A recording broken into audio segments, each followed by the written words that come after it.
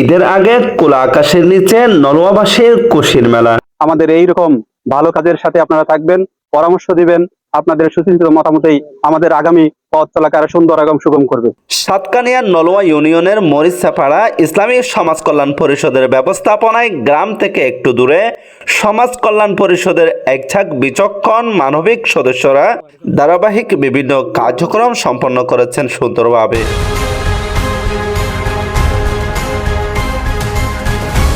আর মরিচাপাড়ার প্রবাসী ভাই দেশের যারা বিত্তবান আর সাহায্যের হাত বাড়াইয়ে মরিচাপাড়া ইসলামী সমাজ কল্যাণ পরিষদের পক্ষ থেকে বেগুনের আন্তরিক মোবারকবাদ ও ধন্যবাদ জানাচ্ছি। নলুয়া ৯ নং ওয়ার্ডের ১১৫টি পরিবারের মাঝে চাউল বিতরণ কার্যক্রম সুন্দরভাবে সমাপ্ত হয়েছে সকালবেলা।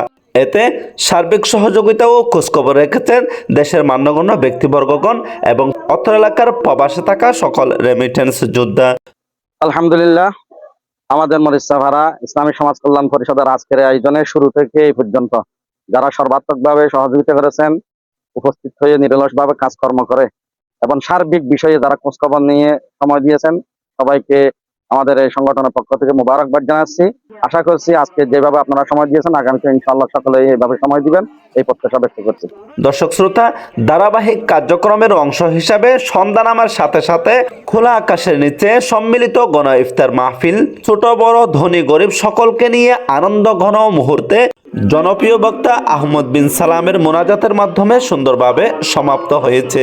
এই জন্য ঈদের আগে এলাকার সকল শ্রেণীর মানুষকে নিয়ে ঈদ আনন্দ উপহার দিয়েছে দেশে বা প্রবাসে থাকা পরিষদের সকল সদস্যবৃন্দ।